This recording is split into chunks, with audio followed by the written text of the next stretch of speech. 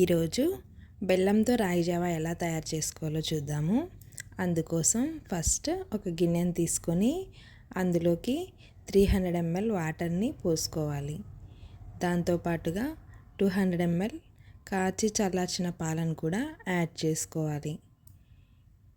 ఇది కాగేలోపు మనము రాగి ఫ్లోర్ని వాటర్లోకి తీసుకొని ఉండలు లేకుండా ఈ విధంగా కలుపుకొని తీసుకుందాము. ఇది ఎందుకోసం అంటే మనం రాగి జావలోకి డైరెక్ట్గా పౌడర్ని వేస్తే ఉండలు కడుతుంది. కాబట్టి అలా అవ్వకుండా ఈ విధంగా కొద్దిగా వాటర్ తీసుకొని అందులోకి 2 స్పూన్స్ రాగి ఫ్లోర్ని తీసుకొని బాగా ఉండలు లేకుండా కలిపి మనము కాగిపోయిన ఈ పాలల్లోకి సిమ్లో పెట్టుకొని యాడ్ చేసుకోవాలి.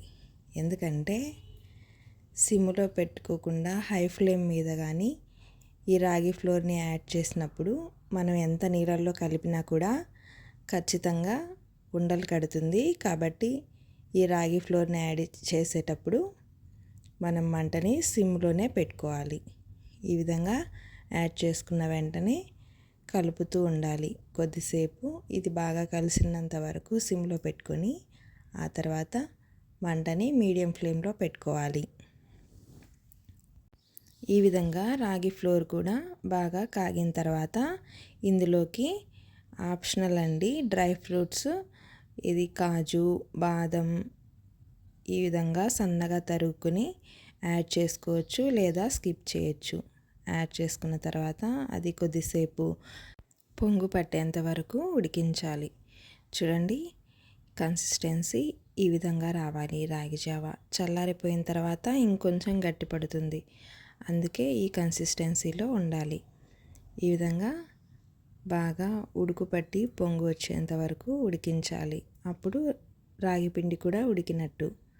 తర్వాత ఇందులోకి మనము 150 grams బెల్లంని యాడ్ చేసుకోవాలి. పొడి చేసుకొని యాడ్ చేసుకోవాలి.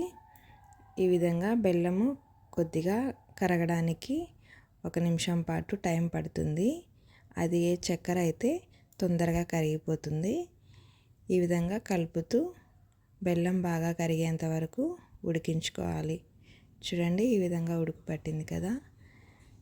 ఈ విధంగా ఉడికించుకోవడమే. అంతేనండి, రాగి జావా రెడీ అయ్యింది. ఈ రాగి జావా ఎంతో టేస్టీగా ఉంటుంది, హెల్దీ కూడా.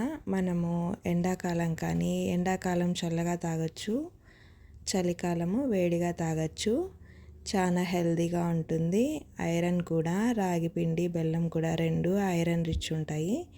కాబట్టి దీన్ని పిల్లలకి కూడా డైలీ తాగిపించడం వల్ల చాలా ఆరోగ్యానికి మంచిది. ఈ విధంగా చేసి పెట్టి మీరు కూడా ఇంట్లో మీ పిల్లలకి తాగిపించండి. నా వీడియోస్ కానీ మీకు నచ్చినట్టయితే ప్లీజ్ సబ్స్క్రైబ్ చేసి, లైక్ చేసి, షేర్ చేసి, కామెంట్ చేయండి. Thank you so much for watching this video.